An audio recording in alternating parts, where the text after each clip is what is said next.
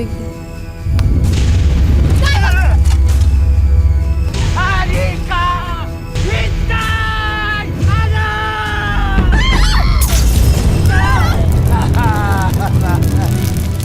Bastos ka! Lumalapang ka na! Dito ka matutulog!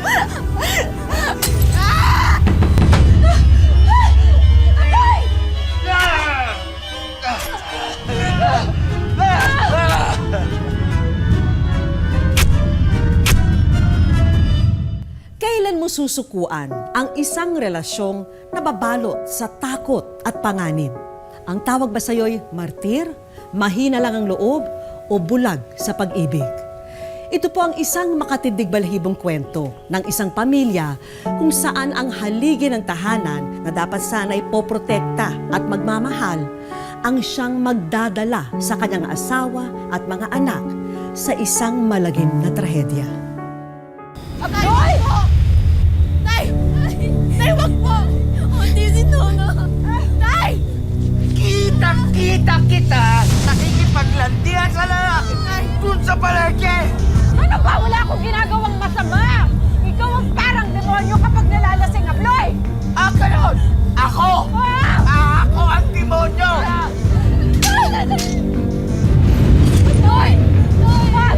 Kung ganon, sama-sama na lang tayong lahat masunog sa impyerno!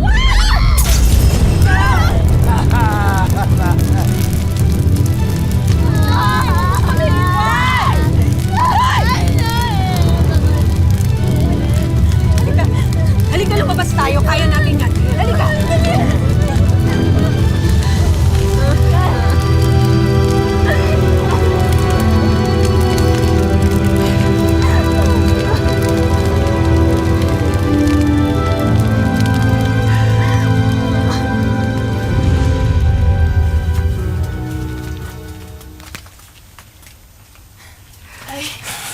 Nay, mas maganda ho ito kaysa dun sa dati nating bahay. Ito ang bahay ng pinsan nyo. Nasa Maynila siya, kaya dito muna kayo. Kuya, salamat ha. Mga anak, magpasalamat kayo sa tiyo ninyo. Tiyo, maraming salamat ho Anay, may ilaw na ho dito. May kuryente na, hindi na ho tayo mahihirapan. Nako! Gastos lang yan! Ay, nako! Kuya, pagpasensyahan nyo na si Abloy kasi marami lang iniisip yan. Ano ka ba naman? Siya ang dahilan kaya nasunog yung bahay mo. Bakit di mo siya pakulong? Kuya naman, asawa ko yan. Hindi ko siya kayang ipakulong. Hindi ko malaman sa inyo kung sino talaga may sayad. Ikaw ba o yung asawa mo?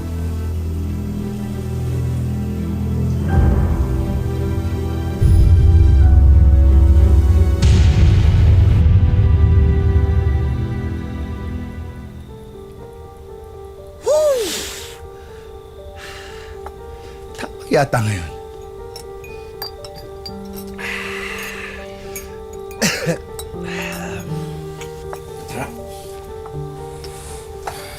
Mga anak, lasing ang tatay ninyo. Bilisan nyo na. Matulog na kayo. Baka mapag-initan na naman kayo. Ay! Maribek! Nakala niyo yata hindi ko alam akong pinagbubulungan niyo. Ano?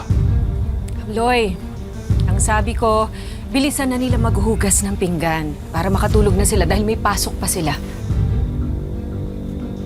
Ganon! Yung pagbubulungan niyo ng kuya mo, ano yon? Ipahawak-hawak pa ng kamay. Akala mo hindi ko na napansin yon? Anong sabi mo? Kilabutan ka nga? Pati ba naman sa kapatid ko magsiselos ka? Ay, walang ka pa, kapatid. Sa malanding babae. Bastos ka!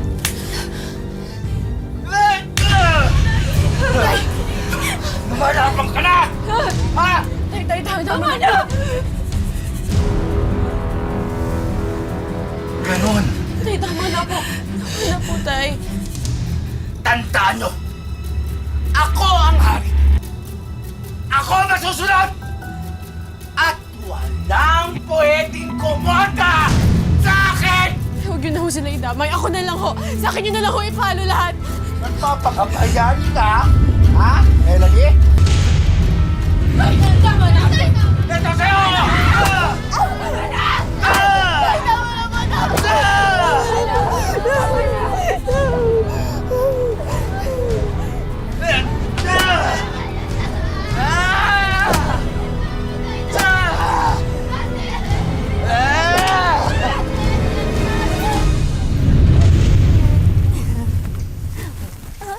Humingiti na sa ate, oh. Talaga. Maricel. Melanie. Sino nakatoka magpapakain sa kambing? Tay, ako ho. Pero hindi pa ho kasi oras para pupuntahin sila sa damoy. Namimilosok ka pa! Ha? Ay, maawa ka kay ate! Alas patayin mo na nga siya kagabi ng sinturon eh! Ngayon, ito na naman! Wag mo akong sasagot-sagutin! Tatay mo ako! Tay, papakainin ko na lang ho yung mga kambing. Huwag na ho yung mga kapatid ko. Ako na lang ho. Lord! Lord! Ate, maawa ka. Lumuhod ka! Ay, maawa ka kay ate! Lumuhod ka! Tatamaan ka sa akin! Ay, ate! Muna kayo! Ate! Lord! Ate! Yan yung kamay mo. Harap mo dito! Yung isa pa! Dito ka matutulog! Wala na yata na ho. Ate, ate! Nagawa mo! Huwag ka makakialam! Dinidisiplina ko anak natin! Baka gusto mo tamaan ka rin! Kayo! Pasok! Pasok! Yung anak natin, ate! Maawa ka naman! Pasok ka! Kundi tatamaan ka rin! Ikaw! Ay, yung anak Kambing! natin! Matutulog ka sa tabi, kambing!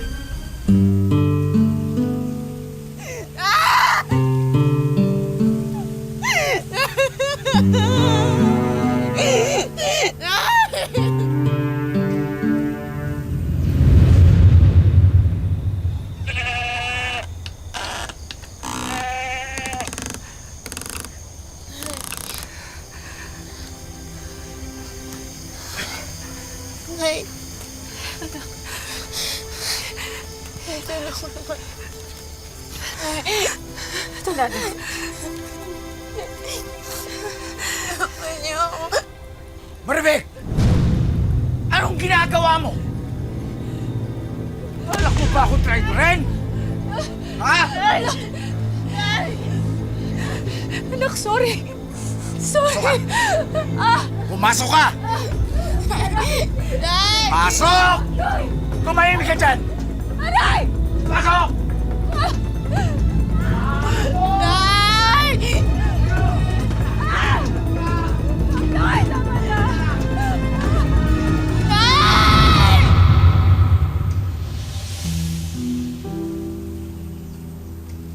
Pasensya ka na hindi kita natulungan, ha? Mabuti na lang nahimasmasan din ang tatay mo.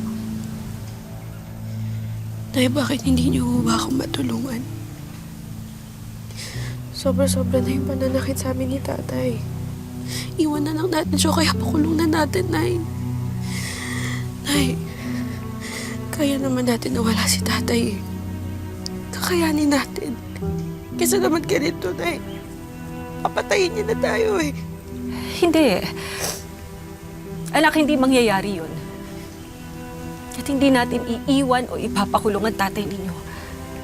Mga anak, ipagdasal ninyo ha na magbabago ang tatay ninyo. Ipagdasal ninyo.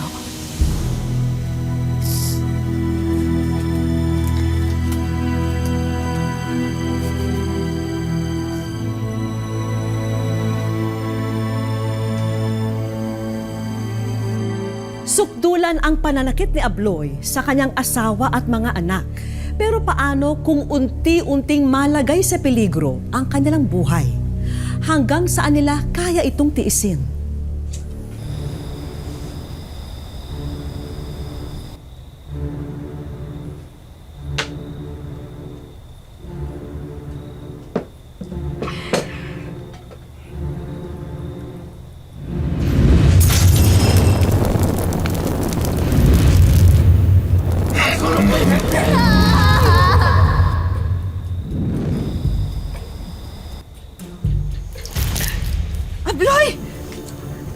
Abloy!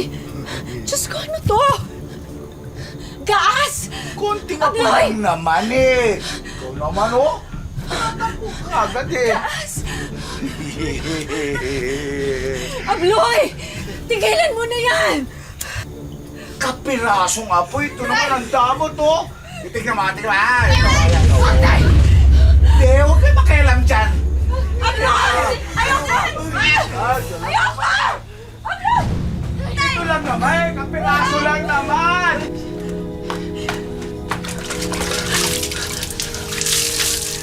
Anong nangyayari dito?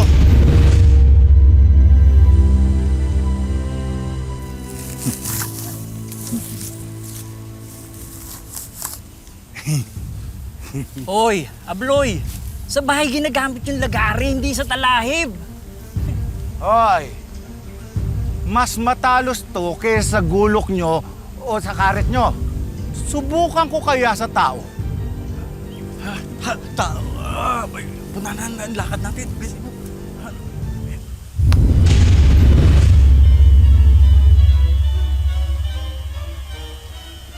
Tay, dala na ho namin yung pananghalian nyo. Ito ho yung tubig.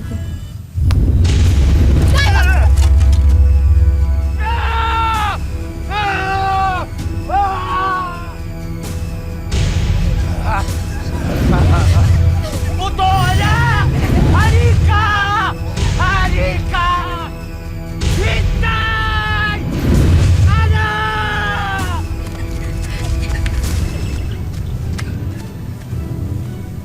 Maricel! Melanie! Nasaan kayo? Lumabas kayo! Ah!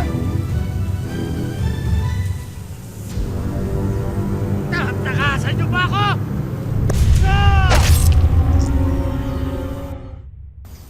Wish ko lang.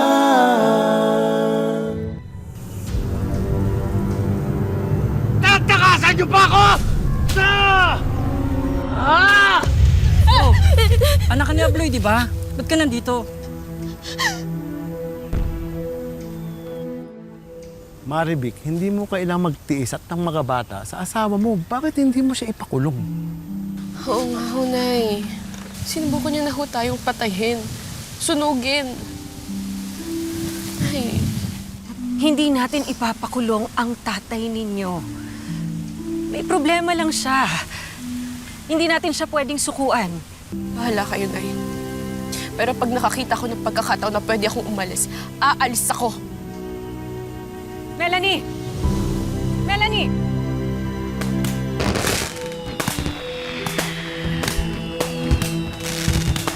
Kaya saya naman nila, no? Tapos tayo, walang handa. Wala ring ilaw. Hindi pa kasi nakakabayad si tatay ng kuryente. Umiinom na naman si tatay. Tatakot ako baka kung ano maisipan niyang gawin.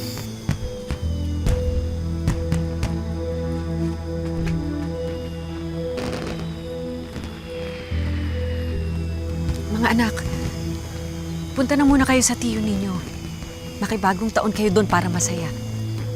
Nay, paano ho kayo? Sumama na ho kayo sa amin. Hindi tayo pwedeng umalis ng sabay-sabay. Makakahalata ang tatay ninyo. Sige na.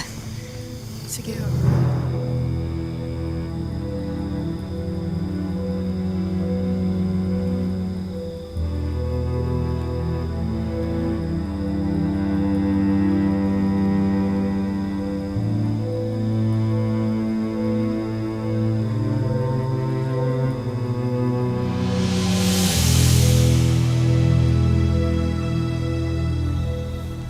Nag-aalala na ako kay Nanay, ah. Oh, dahan-dahan. Nagkaalala eh. Teka lang. Mauna na kayong dalawa. Babalikan ko si Nanay. Pipilitin ko siya sumama sa atin. Ate! Sige na. Sige na. Mauna na kayo. Sige na. Pipilitin ko si Nanay sumama sa atin. Sige na. Sige na. Mauna na kayo.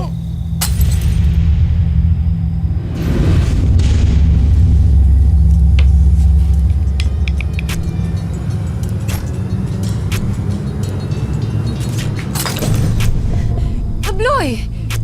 Nakakagulat ka naman. Anong kailangan mo?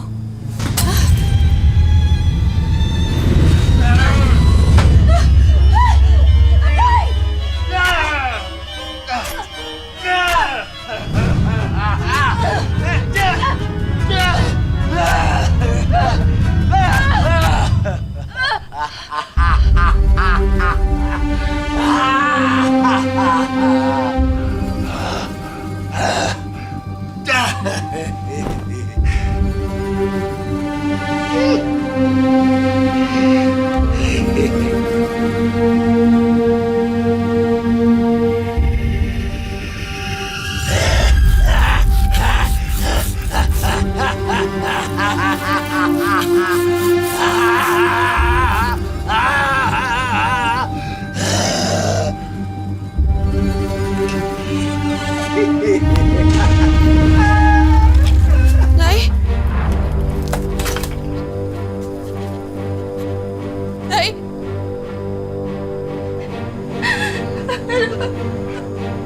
Anong ginawa? Anong ginawa niyo, Nay? Nay! Anong ginawa niyo? Anong ginawa niyo?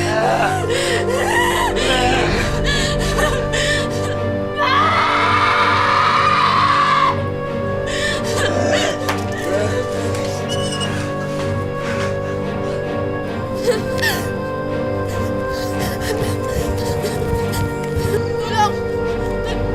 Tulungan niyo ako! Tulungan niyo ako! Pinatay niyo si nanay! Wish ko lang.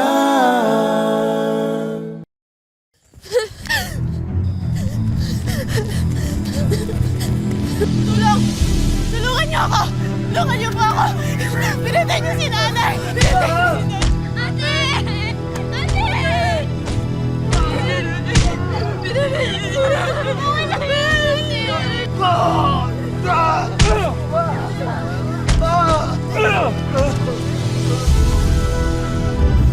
Nahuli ng mga may kapangyarihan si Abloy at nakulong siya. Sa tulong ng kanilang mga kamag-anak, naipalibing si Marivic at naiwan si Melanie para itaguyod ang mga kapatid.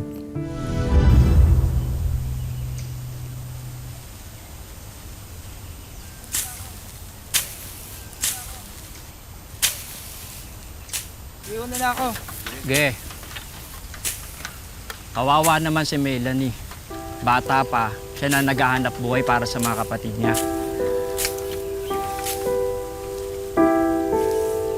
Melanie, may tumawag galing Kapitolyo. Pinatatawag ka ng tatay mo. Tatay ko ho? Bakit daw ho? Nilipat daw mula kulungan papuntang ospital ang tatay ninyo. Maghihingalo na daw siya. Gusto raw kayo makita bago siya mamatay.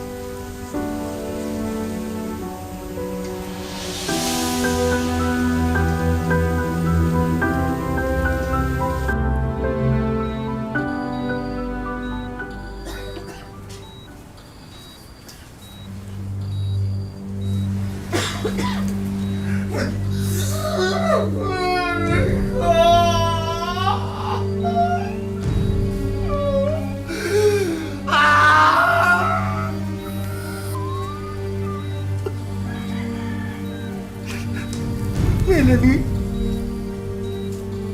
Anak! Huwag niyo akong tatawaging anak. Dahil hindi ko kayo tatay. Sinira mo ang buhay ko. Naming lahat. Wala ako karapatan. Bumigay sa'yo ng tawad. Alam ko. Lahat ng masasamang pinagagawa ko sa'yo.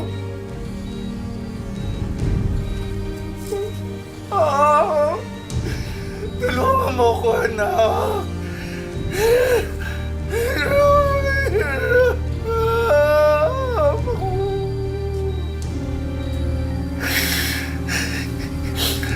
Ang hinihiling.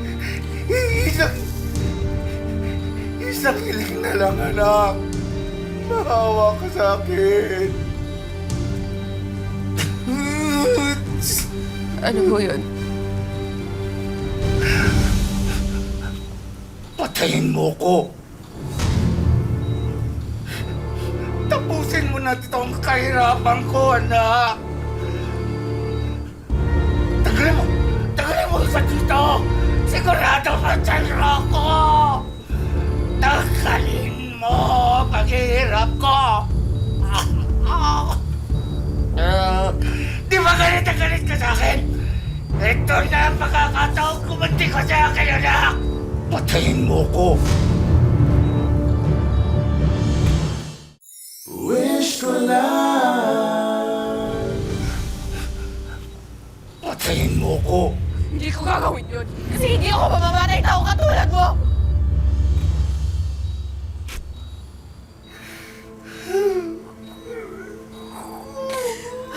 talaga, Tay.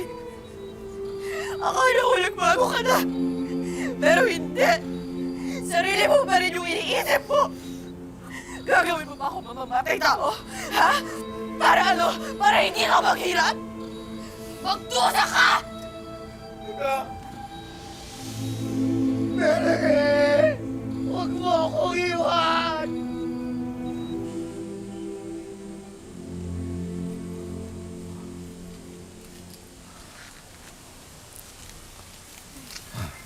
Oh, ng Diyos. Melanie, alam mo ba ang balita? Ano ho yun, Teo? Patay na tatay mo. Pero bago siya nalagutan ng hininga, humihingi siya ng patawad sa mga kasalanang nagawa niya sa inyo. Alam kong mahirap siyang patawarin. Pero alang-alang sa katahimikan ng lahat, sana madama niya sa puso mo ang pagpapatawad.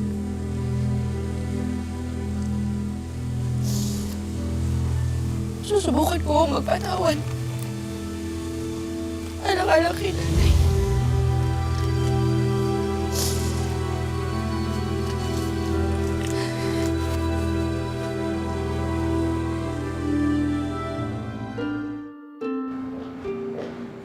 Makalipas ang ilang taon, matapos ang malagim na trahedya sa kanyang buhay, eto na ngayon si Melanie. Sige, sabihin mo sa akin kung gaano kahirap mabuhay. Nadala-dala mo yung alaalang yun. Yung nakita mo ginagawa ng daddy mo sa mami mo. Mahirap po. Kasi pag naisip ko yung galit talaga yung maisip ko. Minsan maalala ko, umiiyak ako tapos pag mawawala din. Tapos may araw din talaga na maisip ko siya. Yung nakita ko nakahiga na sa sahig yung mama ko. Naputol na yung ulo.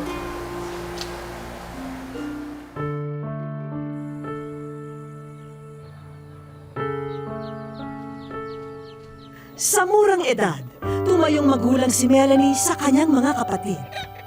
Gaano kahirap na itawid yung buhay niyo lahat na wala kayong magulang. Hirap talaga. Kahit 13 years old pa ako, naranasan ko na magtatrabaho ng katulong. Tapos, yun, tiniis ko lang yun lahat. Tapos mag-aaral, trabaho. Para lang mabuhay. Ang tanging hiling niya ngayon ay hindi para sa sarili, kundi para sa kanyang mga kapatid. Ito yung dalawa kong kapatid. Masisipag silang mag-aral, tapos gusto nilang makatapos. Yan ang sinisikap kong mabigay sa kanila. Gagawin niya raw ang lahat sa ngalan ng kanyang yumaong ina. Gaano mo kamiss yung mami mo ngayon? Sobra po. Ano pinakanamimiss mo sa kanya? Yung po, yung masama po kami palagi.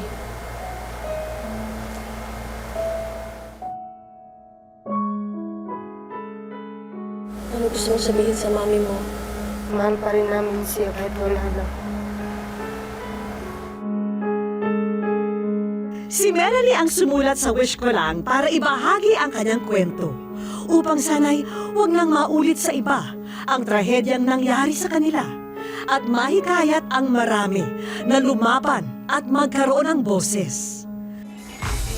Matapos ang mga bangungot na nangyari kay Melanie, panahon na para palitan ng matatamis na ngiti ang kanyang mga luha. Bago ka pagkabahayan.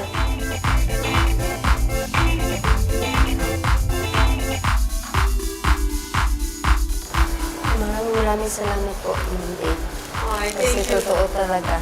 Happy ako nakikita kita nagsismile. Diba sa kabila ng lahat ng pinagdaanan mo, nakukuha mo pang ngumiti. Oo naman. Diba? Sige, basta. Palaguhin mo yan, ha? Ha? Parang tayo mo naman para sumaya.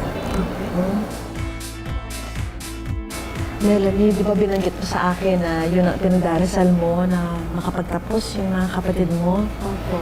Meron kaming konting sorpresa para sa'yo. Ito para sa kay Christine Joy, Educational Assistance, at kay Ronaldo rin sa kapatid mo.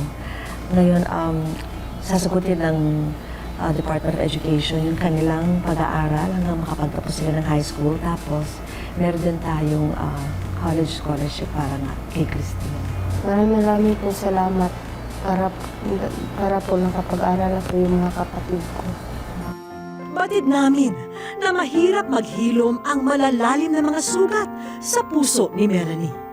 Pero sa tulong ng Diyos at ng kanyang pamilya, alam namin kakayanin niyang unti-unting burahin ang lahat ng bangungot na pinagdaanan. Tandaan po natin na meron na ngayong mga batas laban sa karahasan sa mga kababaihan at kabataan. Pwede niyo pong tawagan ang mga numerong ito para agad na masaklolohan. Walang lugar para magtiis, lalo na't sukdulan ang kalupitan. Lahat tayo ay may boses para lumaban. Ako po si Vicky Morales at ito po ang Wish Ko Lang. Mga kapuso, panoorin niyo po ang Wish Ko Lang ngayong 4:10 PM po yan. Ito po ang kauna-unahang drama project ko sa GMA. So sana panoorin niyo po, abangan niyo. Ano? Ano ka na ngayon, ha?